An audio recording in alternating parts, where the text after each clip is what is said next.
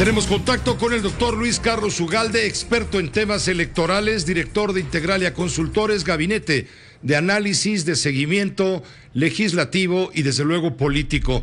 Doctor, hablábamos ayer en esta emisión especial de Grupo Fórmula con motivo de la elección.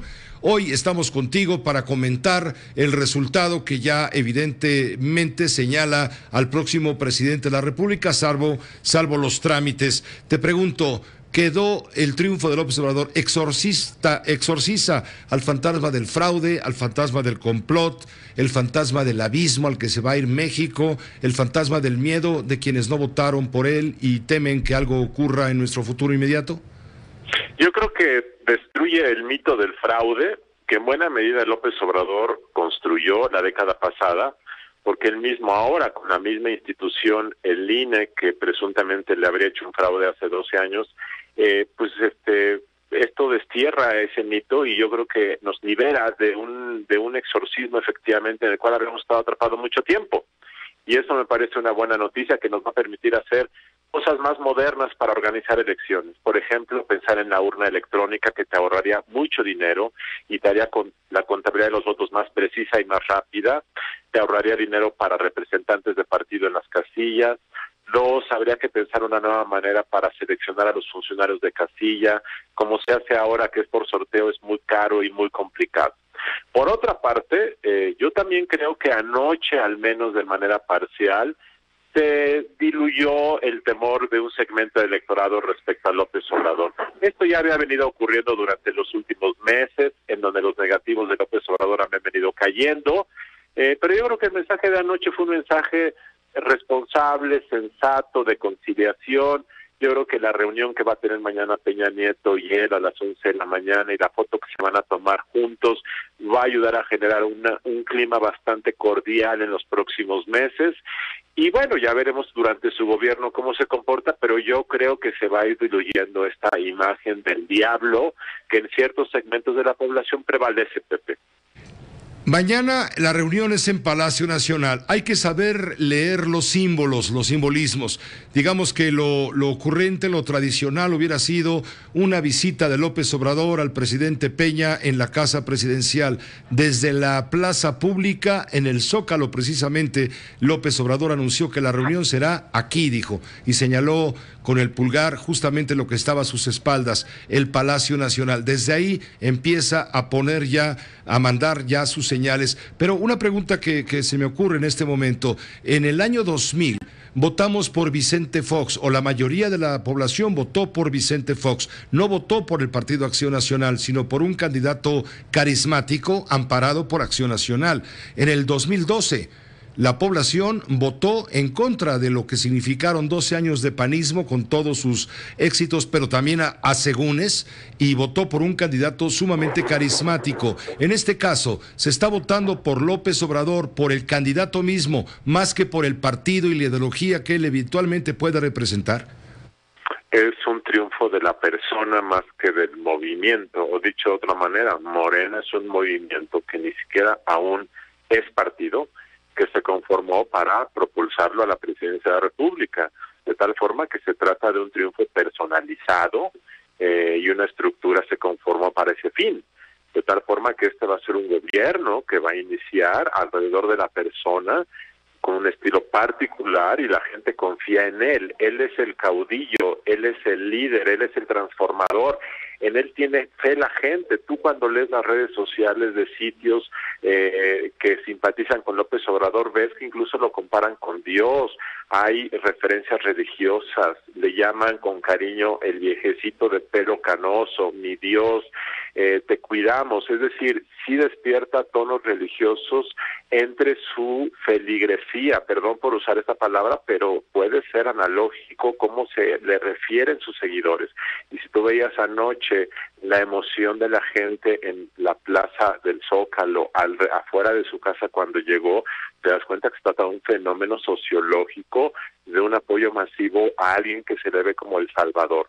Entonces, en ese sentido, contrasta con otros presidentes que han ganado más alrededor de un partido, de estructuras, de instituciones. Es otro tipo de liderazgo y veremos cómo esto sirve para hacer los cambios y para generar en la población la idea de que se cumple o no se cumple. Este triunfo de Andrés Manuel López Obrador es un golpe abajo del cinturón de la partidocracia. Sí y no. Sí, porque los partidos tradicionales, el PAN, el PRI y el PRD, se colapsan. No desaparecen, pero se disminuyen mucho. Pero no porque López Obrador lo que viene es a restaurar un partido político hegemónico que hoy es un movimiento, pero que se va a construir un partido con estructuras, muchas de ellas muy semejantes a las que ha tenido el PRI o el PRD, de tal forma que en realidad lo que López Obrador trae es un oxígeno al sistema de partidos. Pero usted fíjese, el día de ayer los candidatos independientes, por ejemplo, no tuvieron éxito justamente porque López Obrador actuó como ex candidato antisistema, aunque competía desde las estructuras del sistema político, pero su discurso fue de confrontación con ese sistema. Yo creo que no, yo creo que se trata de una renovación con una faceta nueva del sistema de partidos, y muchos piensan que el estilo clientelar del PRD cuando él fue su dirigente será muy semejante al estilo clientelar que puede tener Morena, donde hay muchos dirigentes del PRI, del PRD, del PAN, y por lo tanto pues se tratará seguramente de muchas de las mismas personas. ¿Crees tú, Luis Carlos Ugalde, que como ninguno de los otros aspirantes a la presidencia, López Obrador entendió el enojo, el sentir de los enfurecidos, de los indignados? Yo creo que lo leyó muy bien desde hace mucho tiempo, yo creo que él mismo cree en eso, yo creo que es genuino cuando señala el abuso del poder, el mundo de los privilegios. Yo creo que su visión es parcial porque para él la corrupción solamente está arriba y no se da cuenta que eso corta transversalmente en toda la sociedad mexicana, en los sindicatos, en las poblaciones de pocos recursos, altos recursos. Yo creo que su visión es parcial porque lo que él denuncia en el fondo es el mundo de los privilegios de los de arriba, pero no se da cuenta que hay otros privilegios insertos en muchos lugares de nuestra sociedad, incluso en las comunidades de menores recursos. Así es que yo creo que es una visión diferente, yo creo que es una apuesta. A mí me da gusto ver que la gente tiene júbilo, alegría, renovación de la esperanza. Yo creo que la población mexicana requería esta sensación de que hay esperanza a través de la vida política e institucional. Yo creo que eso es una buena noticia y en ese sentido hay que celebrarlo. Ya veremos después los riesgos de un estilo político gerencial y de liderazgo como el de López Obrador, como tiene riesgos el estilo que tuvo Fox, como los que tuvo Calderón o los que tuvo Peña Nieto. Yo espero que todo salga muy bien y que este oxígeno que ayer se le inyectó al sistema político mexicano sea un insumo para transformar estructuras que han estado bastante endémicas y bastante podridas, diría yo. ¿Crees tú finalmente que el neoliberalismo está condenado los próximos 6 años al rincón, al closet, al polvo, a las telarañas, para dar paso al populismo? Es un riesgo y a mí me da mucha preocupación que muchas de las buenas reformas que hizo este gobierno con los partidos vayan a pasar al basurero de la historia por la negligencia del presidente Peña Nieto, que pensó que haciendo reformas estructurales era suficiente, y su negligencia, porque esa es la palabra, la negligencia del presidente Peña Nieto, que toleró la corrupción, la facilitó, no la atacó y permitió el abuso de muchos gobernadores, y en su propio gobierno no fue capaz de erradicarla.